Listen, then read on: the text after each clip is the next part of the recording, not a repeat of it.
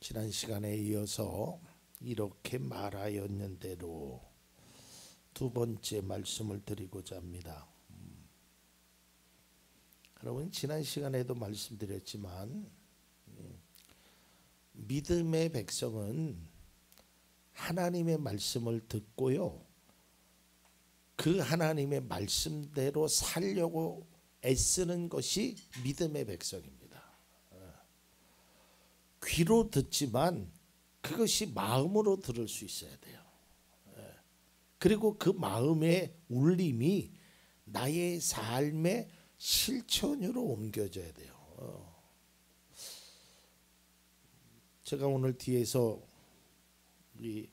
원래 우리 경험해 보신 분도 있지만 뒤에서 자막하는 사람은 찬양의 은혜를 받으면 안 돼요.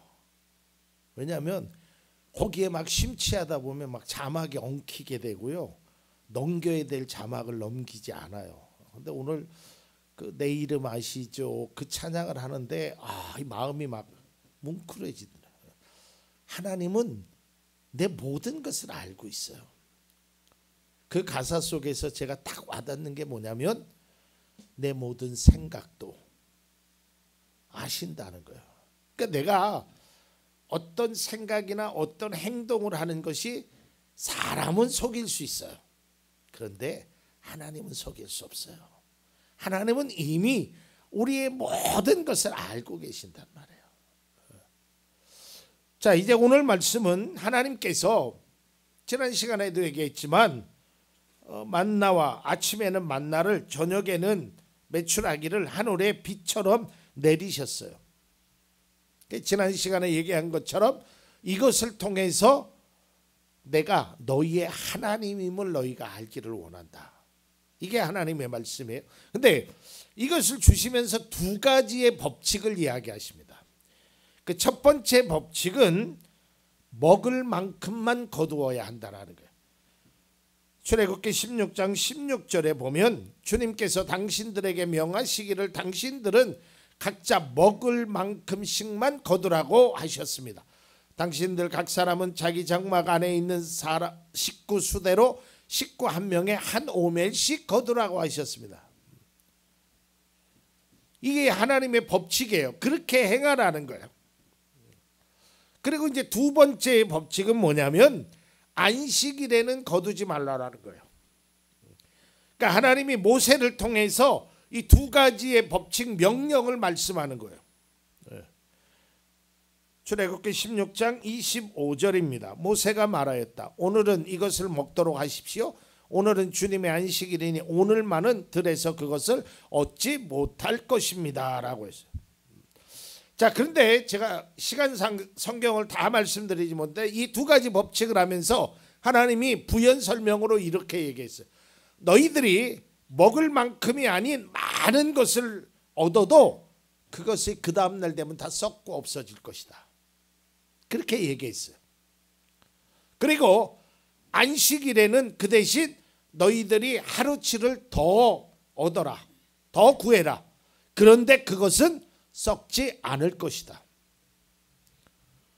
이 말씀대로 다 되었어요. 근데 여러분, 오늘 말씀을 우리가 잘 묵상해 보면 지킬 수 없는 정도의 어려운 말씀이 아니에요. 물론 성경 속에서 바라보면 우리에게 참 지킬 수 없는 말들이 있어요. 야, 이걸 어떻게 하지? 어떻게 원수를 사랑하지? 어떻게 이렇게 할 수 있지? 그런데 오늘 말씀은 그렇게 어려운 말씀이 아니에요. 하루만 살아보면 이 말이 정답이구나. 또 일주일만 살아보면 안식일에 그렇게 하는 것이, 이걸 우리가 깨닫는 데니까요. 그렇지 않아요? 안식일이라는 게 7일까지니까 길게 7일만 살아보면 하나님의 말씀대로 다 되는구나, 이것을 깨닫게 돼요. 여러분, 여기서 우리가 한 가지 꼭 기억해야 될 것이 있습니다. 믿음의 성도는요, 어떤 마음가짐을 가져야 되냐면 하나님의 말씀대로 되더라는 거예요. 창세기 1장에 나와 있는 것처럼 빛이 있으라 하시니 빛이 있었고, 뭐가 있어라 하니까 하나님의 말씀대로 되었다는 거예요. 말씀대로. 그러니까 믿음의 사람들은 그 말씀대로만 살면 책임은 하나님이 져주시는 거예요.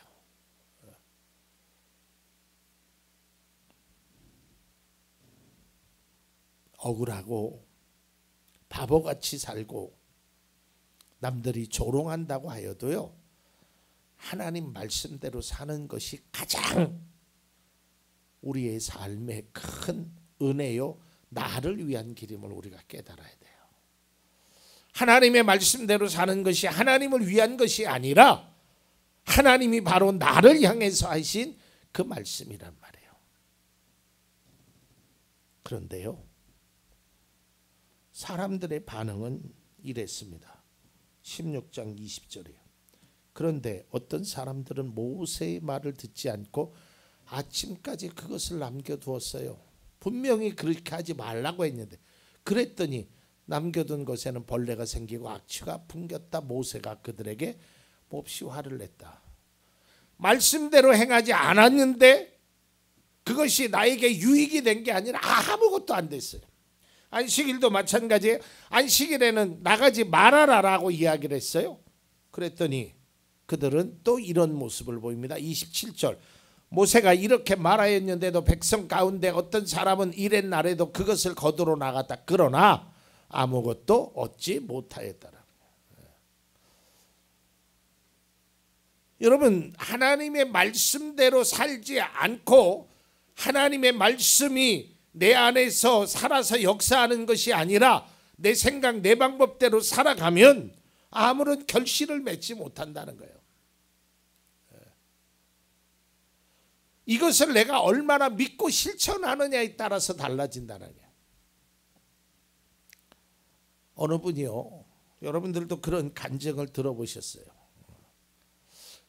지금은 이 주일날 문을 닫는 업체들이 상당히 많습니다. 우리 교회 밑에만 해도 미장원도 세탁소도 다 주일날 문을 닫아요. 근데 예전에는 이 주일날 문을 닫는 데가 그렇게 흔치 않았어요. 근데 어떤 믿음의 사람이 이 미용실을 하는 거예요. 미용실을.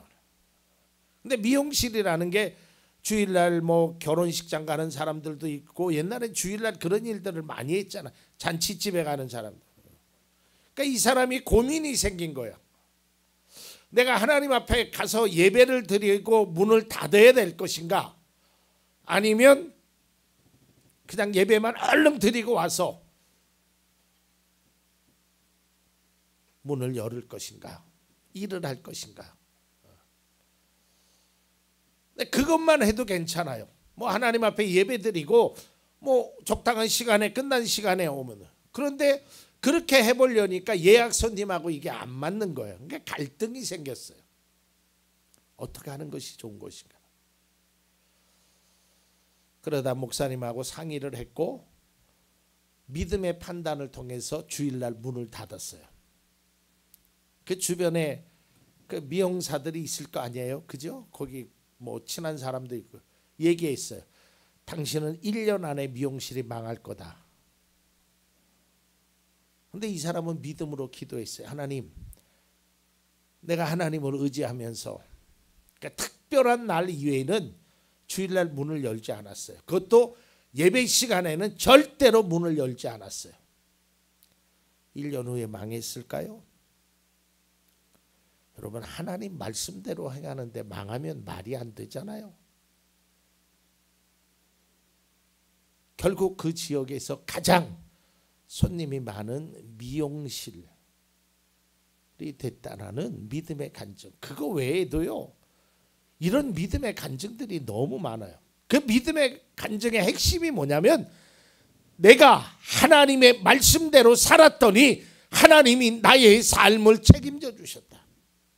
이게 우리의 간증이 돼야 돼요. 이게 우리의 믿음의 확신이 돼야 돼요. 그러니까 우리는 언제나 하나님의 말씀대로 살려고 해야 돼요. 여러분, 사람들은요, 아침까지 남겨놔 봤어요. 또 안식일에 얻고자 했어요. 그러나 벌레가 생기고 악취가 생겼고 또 안식일에는 아무것도 얻지 못했단 말이에요. 여러분, 사람들의 생각은 이렇게 하면 될 줄 알았는데 그게 안 됐다는 거예요. 거기에 대한 철저한 반성을 그들을 향해서 철저하게 하나님은 이렇게 책망하고 계십니다. 16장 28절입니다. 그때 주님께서 모세에게 말씀하셨다. 너희가 언제까지 나의 명령과 나의 지시를 지키지 않으려느냐. 이 말씀이 저를 향한 책망 같아. 야, 너 언제까지 그렇게 살래? 언제까지 믿음 없이 살아갈래? 언제까지 나를 믿지 못하니? 하나님이 그렇게 책망하시는 거예요. 여러분, 지난 시간에 읽었지만 출애굽기 16장 12절에 하나님은 너희는 나 주가 너희 하나님임을 알게 될 것이다. 하나님이 책임져 주시겠다는 거예요. 염려하지 말아라. 걱정하지 말아라. 불안해하지 말아라. 하나님이 피할 길을 주시겠다라고 얘기했고, 내가 너희들에게 아침에는 만나를 저녁에는 메추라기를 이렇게 주겠다라고 하십니다. 그럼에도 불구하고 그 메추라기와 만나를 먹어본 사람들이, 경험해본 사람들이 하나님의 말씀을 듣지 않는다는 거예요. 오늘날도 마찬가지입니다. 믿음의 성도는 믿음의 말을 들을 줄 알아야 돼요. 그리고 그 말을 들었으면 믿어야 돼요. 그리고 믿었으면 행해야 되는 거란 말이에요. 모세가 분명히 말하였는데도 그 말한 대로 행하지 않는 사람들의 모습, 이것이 이스라엘 백성들의 모습이었어요.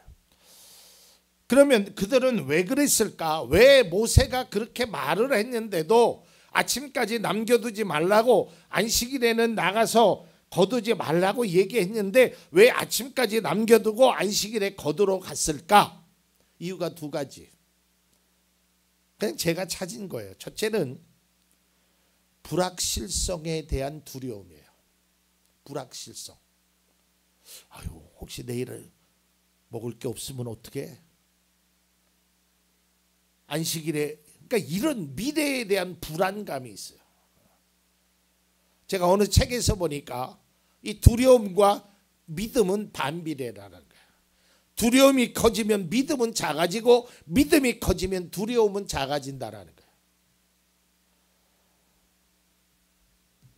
여러분, 우리가 내일 일을 알 수 없죠. 그러니까 불안한 마음이 들죠. 그러나 아무리 불안하여도 하나님의 말씀대로 사는 것이, 그것이 믿음의 사람이라네. 혹시 내일이라도 안 되면 어떡하지? 미래에 대한 불안한 마음에 하나님의 말씀에 대한 확신이 없다라는 거예요. 오늘날 우리들이 그래요. 여러분, 정말 우리가 믿음의 삶을 산다면 하나님 앞에 맡기는 거예요. 하나님 앞에. 하나님이 나를, 하나님이 나의 삶을, 하나님이 나의 문제를, 그래서 하나님 앞에 맡기는 거예요. 미래에 대한 불확실성이 믿음이라는 것으로 깨트릴 수 있는 그런 모습이 여러분 가운데 있기를 바랍니다. 그 다음에 두 번째로는 욕심입니다. 욕심. 로마서에도 그런 기록이 있죠. 욕심이 잉태한 적 죄를 낳고 죄가 장성한 적 사망이에요. 욕심이에요. 욕심. 하나님은요, 이 만나와 메추라기를 통해서 뭘 말씀하셨냐면 내가 너희들을 책임져 주겠다라고 얘기해요. 그런데요, 많이 가지면 더 갖고 싶은 거예요. 우리나라 말에 그런 게 있잖아요. 9섬 가진 쌀 9섬 가진 사람이 한 섬 채우려다가 굶어 죽는다는 말이 있잖아요. 아니 99섬 가진 사람이 100섬 채우려고 그러고 999석 가진 사람이 1000석을 세우려고. 그 욕심은 한이 없어요. 인간의 욕심은 정말 한도 끝도 없어요. 어디까지가 만족이에요. 뉴스를 보니까 60세 이상 되려면 노후를 준비하려면 뭐 몇 억의 재산을 현금으로 가져야 된다, 뭐 그런 등등의 이야기가 있어요. 그거 있으면 만족할까요? 아니에요. 인간의 욕심은 끝이 없어요. 우리는 믿음의 사람들은 무슨 생각 속에서 살아야 되냐면 내가 가진 것을 다른 사람을 나눠주는 그런 믿음의 삶이 우선되어야 돼요. 그러니까 성경은 베푸는 삶을 더 귀한 것으로 여겨요. 근데 이런 설교는 우리 교회에서 할 필요가 별로 없을 것 같아. 우리 장로님을 비롯해서 뭐 퍼주는 데는 다들 1등이시니까. 근데 사실 그게 성경적이에요. 우리 뭐 있는 사람이 좀 창피할지 몰라도 있는 사람 누가 있어요, 뭐. 우리 권사님들, 안수 집사님들 뭐 가진 분들 별로 없잖아요.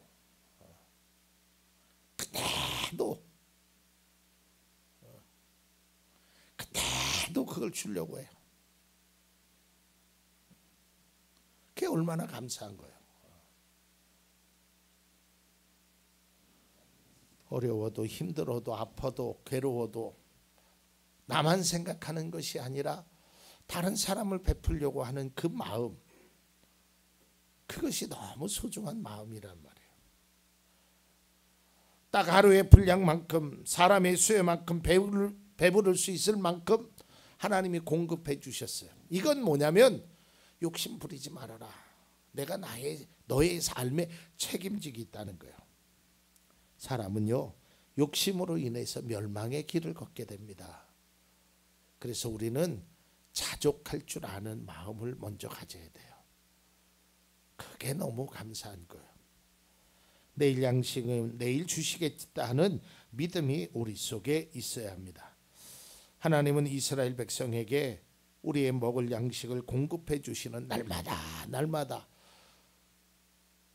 이따가 찬양을 부르겠지만 숨 쉬는 순간마다 우리에게 은혜를 주시는 그 하나님 앞에 하나님의 말씀을 그렇게 했는데도 그 말씀을 조금도 실천하지 않는 어리석음에서 벗어나 내가 할 수 있는 것 하나님 앞에 실천하는 그런 믿음의 모습이 우리 가운데 있어지길 바랍니다.